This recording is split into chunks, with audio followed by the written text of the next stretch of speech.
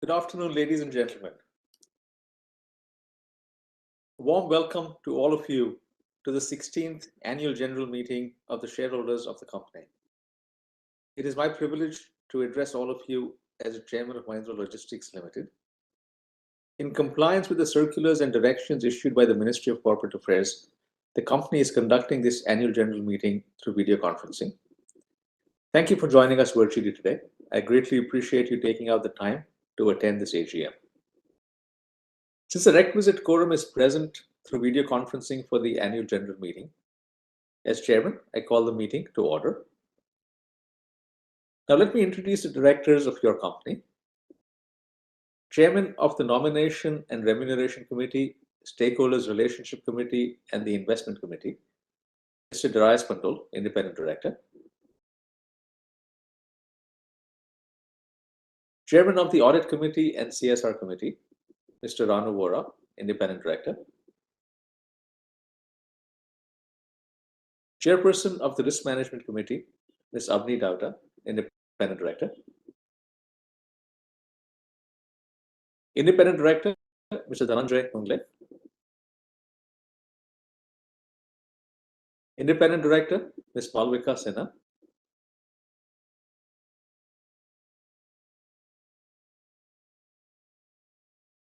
Independent Director, Mr. Amit Haryani.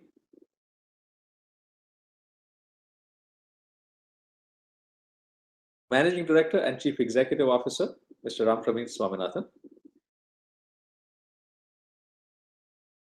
Non-Executive, Non-Independent Director, Mr. Naveen Raju.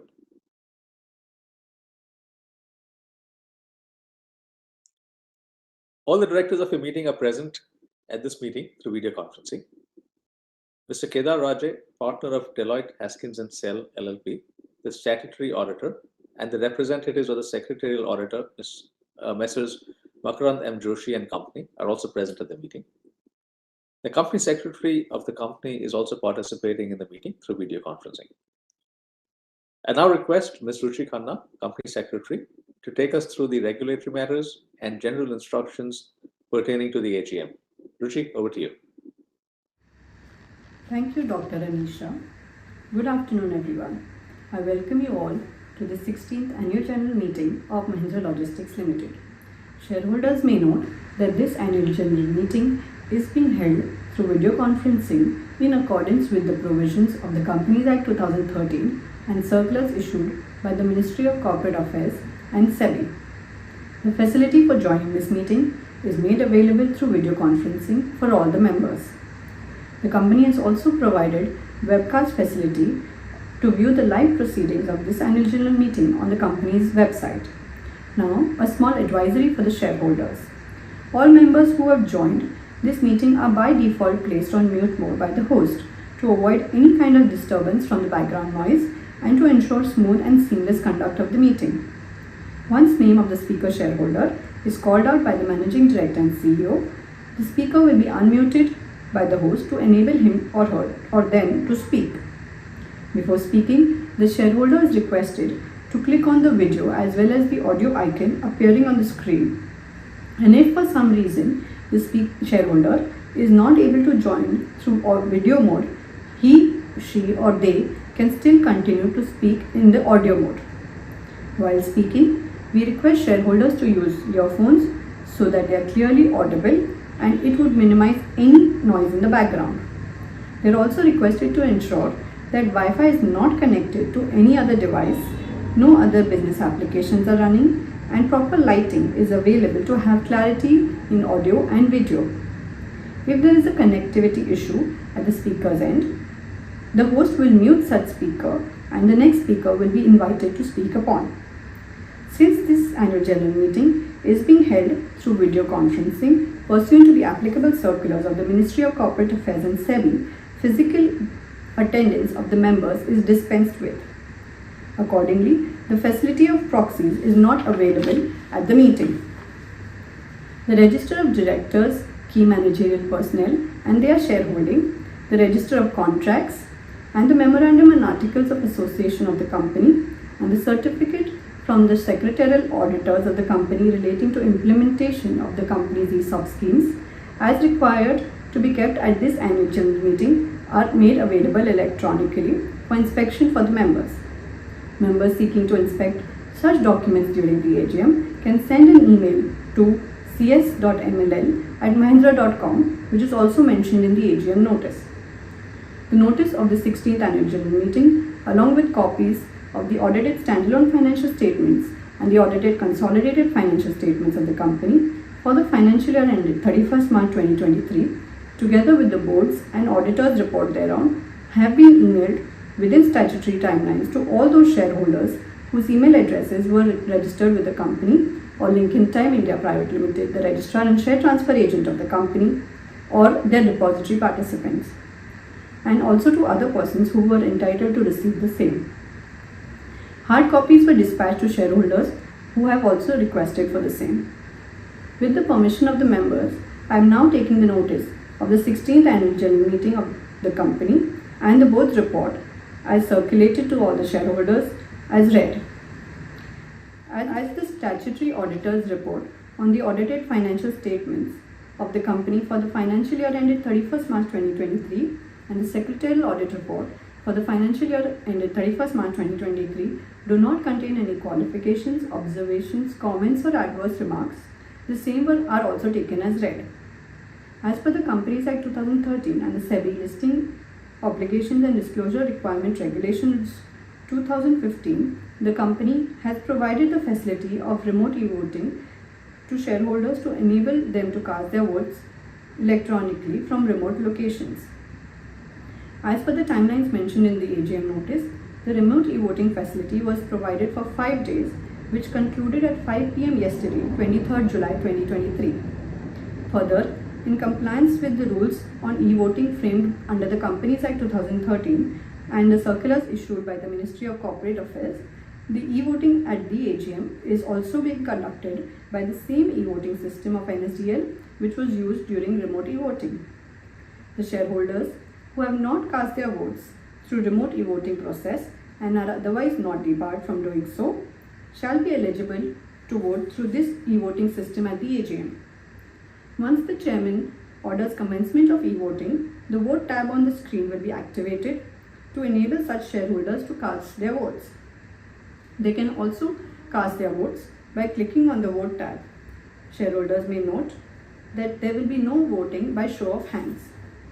The results of e-voting, along with the scrutinizer's report, shall be communicated to BSE and NSE where equity shares of the company are listed and will also be placed on the company's website, the website of NSDL, the registered and corporate office address of the company within prescribed timelines from conclusion of this meeting. Mr. P.N. Parekh, or failing him Mr. Mitesh Dabliwala, or failing him Ms. Sarvaris Shah, practicing company secretaries, have been appointed as scrutinizer to scrutinize the e-voting process in a fair and transparent manner. Now let's move to the agenda of this meeting. There are 4 ordinary business agendas for approval of the shareholders today, which are 1. Adoption of the audited standalone financial statements of the company for the financial year ended 31st March 2023 and the reports of the Board of Directors and the statutory auditors thereon to be passed as an ordinary resolution. Item number 2. Adoption of the audited consolidated financial statements of the company for the financial year ended 31st March 2023 and the report of the statutory auditors thereon to be passed as an ordinary resolution. Item number 3.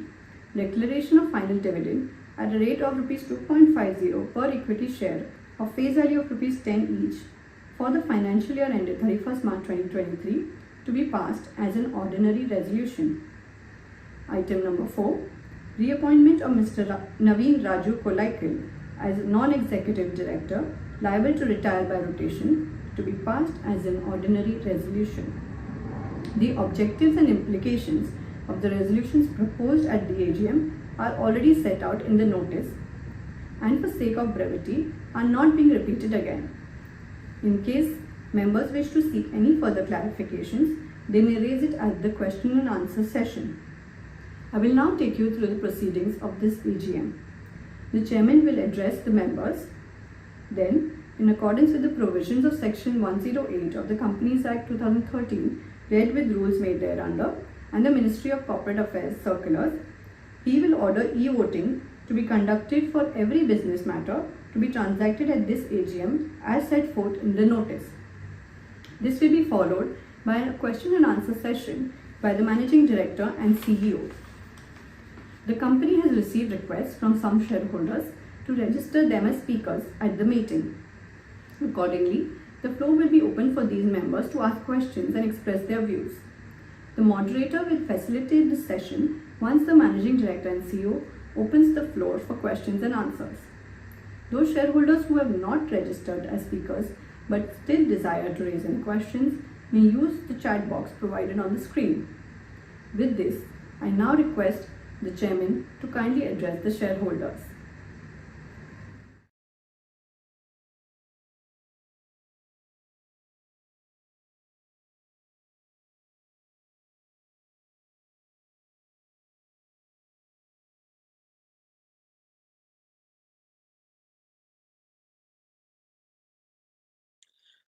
Thank you, Ruchi.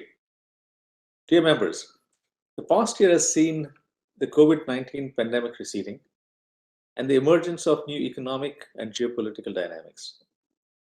Post the pandemic, all businesses and organizations have placed a greater focus on resilience, innovation, and agility.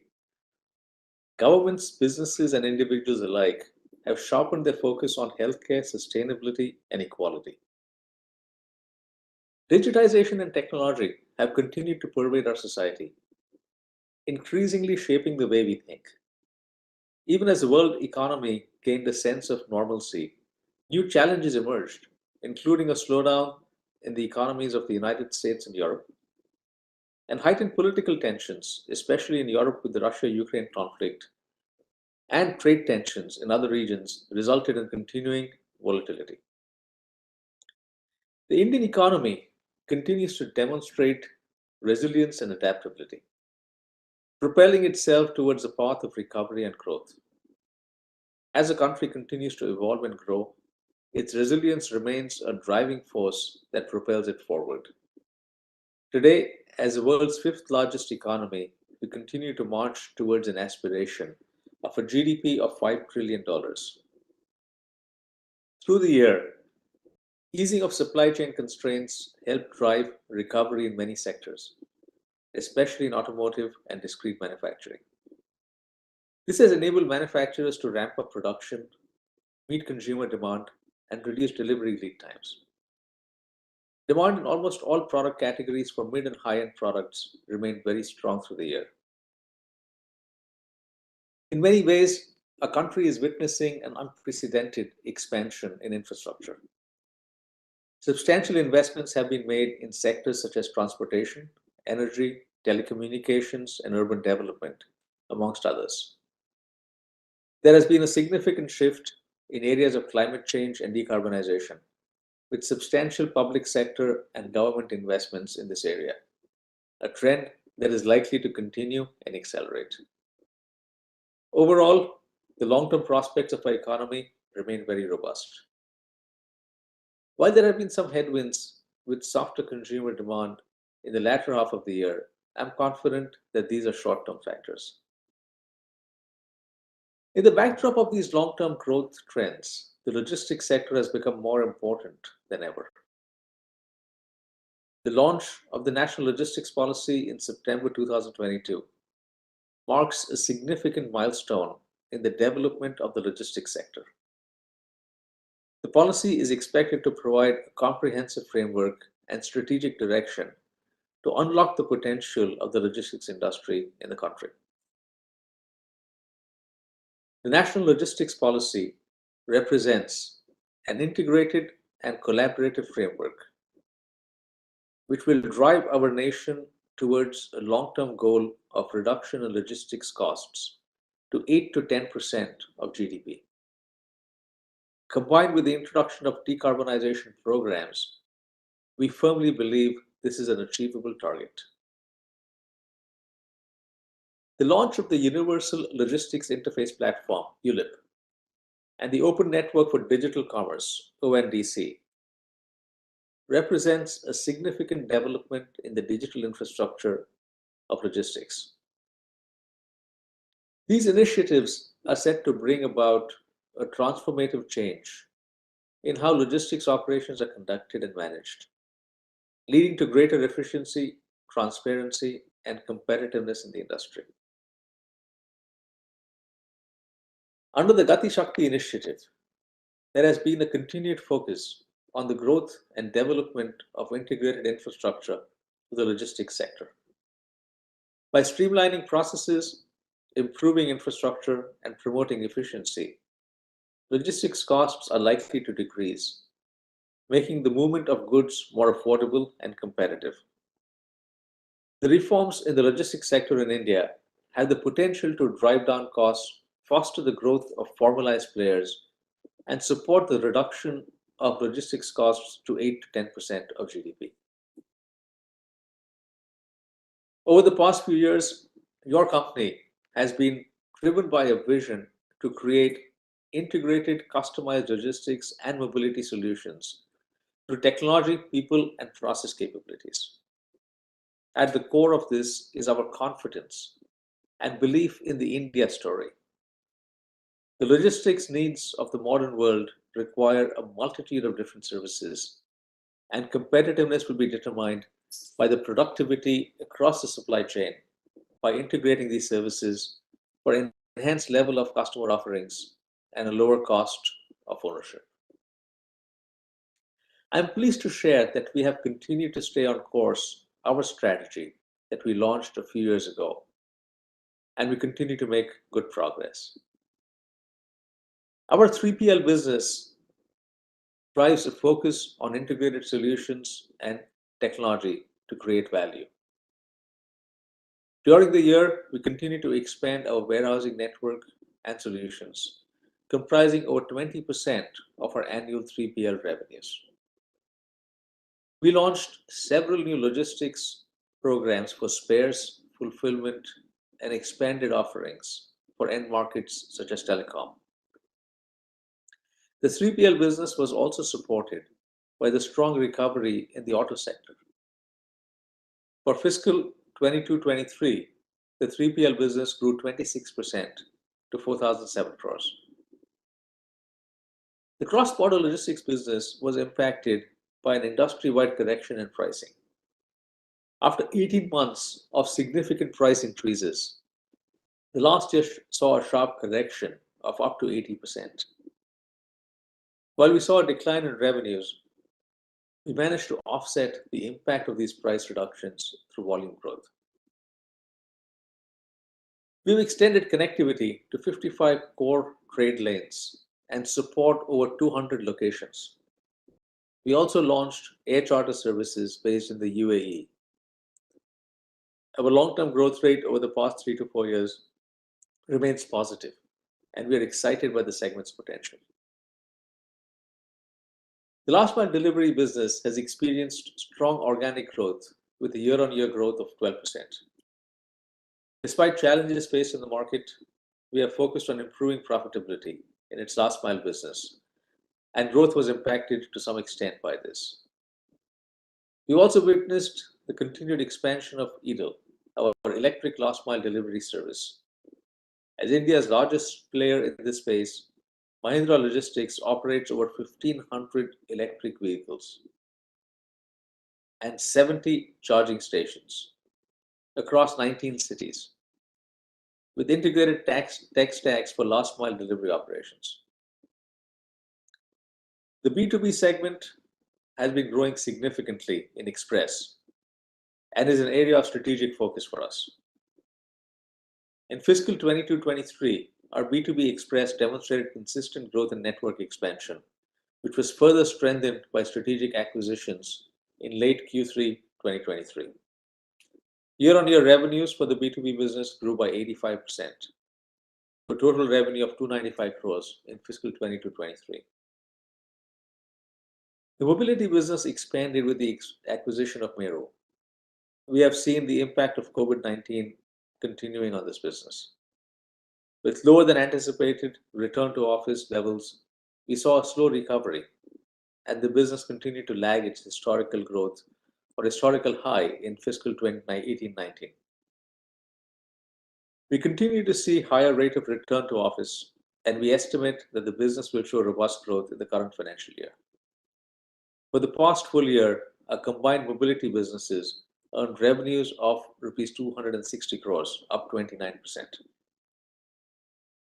The new businesses in our portfolio continue to scale up, contributing approximately 1,000 crores of combined revenue in fiscal 22-23, up 3.5x from 3 years ago. Our commitment to accelerating growth and driving scale led us to complete 3 strategic acquisitions or investments in fiscal 22-23. These acquisitions align with our strategic objective of growing new segments, which enable providing customers with integrated solutions and building a technologically capable portfolio. The Meru acquisition holds a prospect for significant synergies. I am pleased to note that post the acquisition, we have driven synergies and cost optimization, due to which the losses of the combined mobility business have reduced significantly. MLL Mobility's combined losses were 9.6 crores, combined with standalone losses of Meru, which was 22 crores in fiscal 21-22. The strategic investment in ZipZap Logistics Wizard has expanded our network presence significantly, and technology capabilities have strengthened the last mile business's cost of operations. During the current financial year, we aim to complete a second tranche of investment, making the company the majority shareholder of ZipZap. We've also completed the acquisition of the Rivigo business in Q3 of fiscal 22-23. I am pleased to share that the integration is proceeding. Our team has an aggressive plan to drive network and cost optimizations. The plan remains largely on track. These acquisitions have helped strengthen our network, build a more integrated portfolio, and tech capabilities. While we are still in the investment phase of these businesses, we expect them to drive a larger share of future growth of revenue and earnings. A significant share of management effort has been dedicated to building the technology stacks for the company. We began a process to migrate to SAP HANA over 3.5 years ago, and we have completed implementation of the same in MLL and subsidiaries, including our acquisitions. Our core platforms for HR and procurement have also been communized across all entities. Business layer applications are being developed through the LogiOne ecosystem, which provides a range of integrated applications for transport management, warehouse management, cross-border logistics, express, EV fleet management, and fulfillment. The LogiOne ecosystem will be fully implemented in fiscal 23-24 and will provide customers the ability to visualize, orchestrate, and optimize all legs of the supply chain and implementation of continuous improvements. It leverages advanced technologies such as artificial intelligence, machine learning, data analytics, and cloud computing to enhance efficiency, visibility, and control across the supply chain. Your company continues to operate the premier startup incubator for the logistics sector, Catapult. The third edition of our program this year attracted an impressive pool of 167 startups from the supply chain and mobility sector. These select cohorts have now embarked on an exciting journey, collaborating closely with us on real-world use cases. Together, we are working towards developing cutting-edge solutions that are tailored to meet the demands of the market.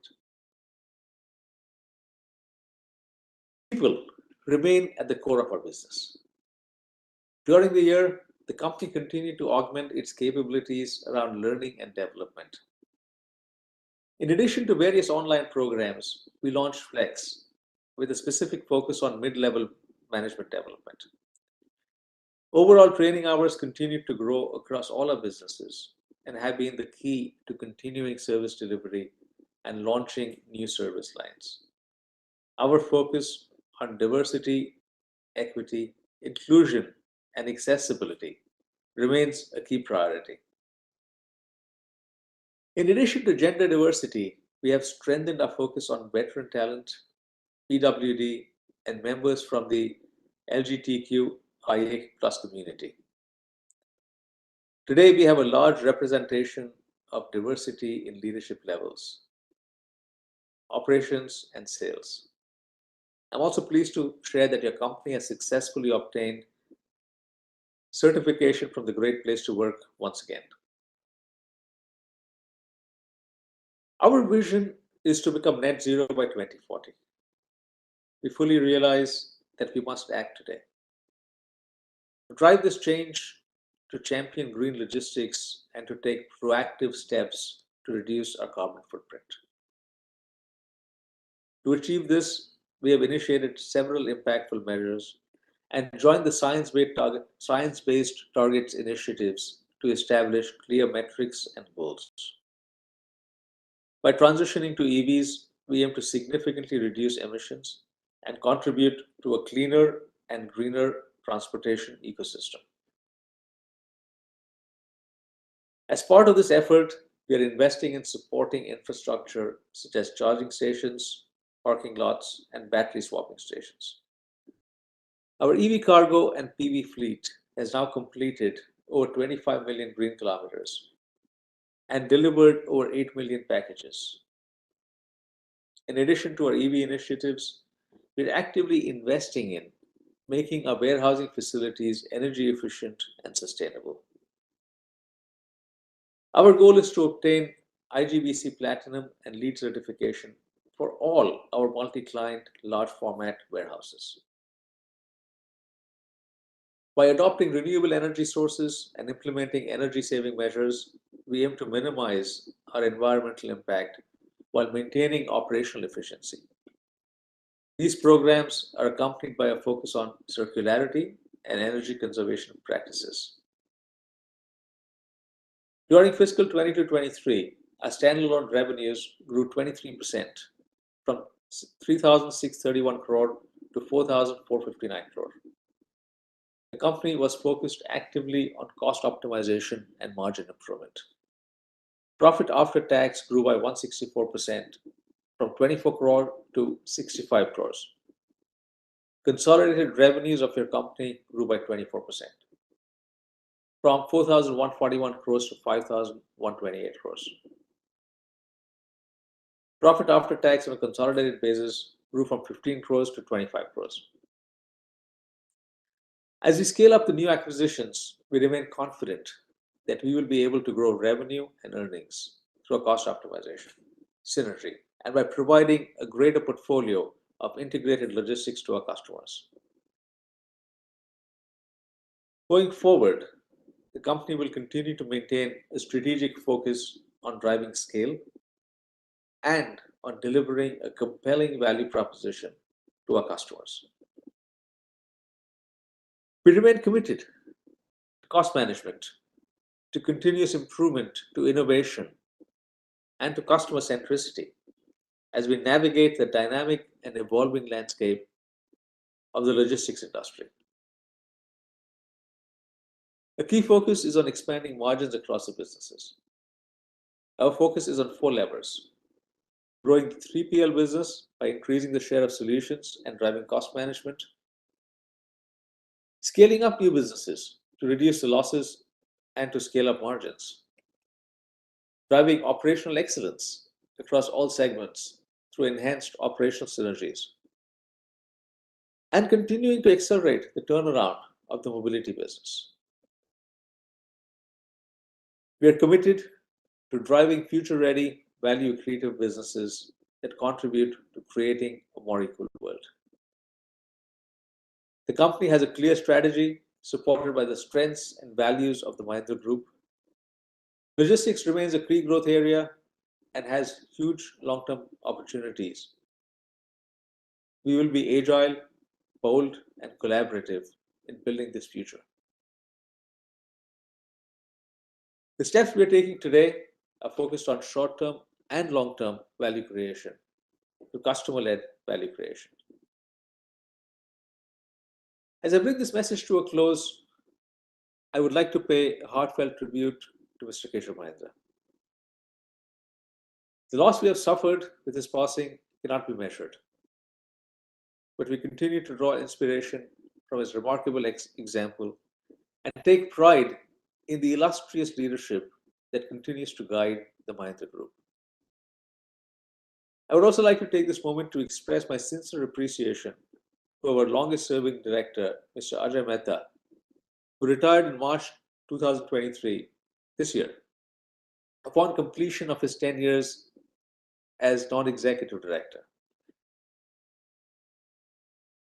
And Mr. Amit Sinha, who stepped down upon transitioning to his new role within the group. Mr. Ajay Mehta was elected as chairman of the audit committee and was a member of the nomination and remuneration committee and the stakeholders relationship committee. Both Mr. Ajay Mehta and Mr. Amit Sinha have added tremendous value to your company, and we have greatly benefited from their invaluable contributions. I would like to place on record the board's deepest gratitude for their exceptional guidance and support, and on behalf of all of us, wish them success, good health, and the very best for the future.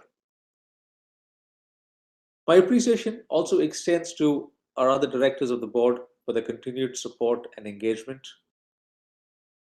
And last but not the least, thank you to all of you for your continued support to the company. I remain confident that we will collectively continue to rise. Now let me come back to the AGM proceedings.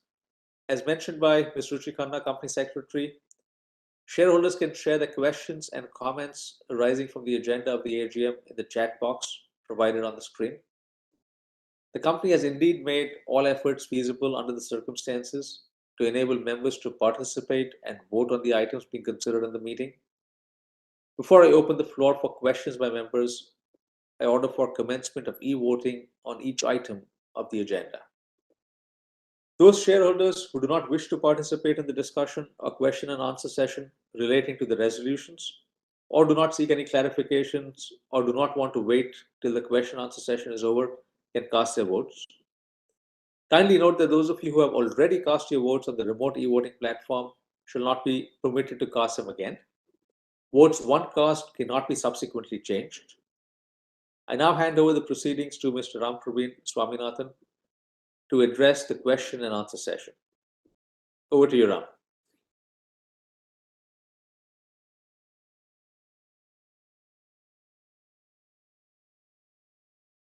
Thank you, Dr. Adisha. A hearty welcome once again to all the members. Moving on to the Q&A, I will invite the shareholders who have pre-registered as speakers with the company one by one. Before I call on those who wish to speak on the proposed resolutions, I request you to be brief and avoid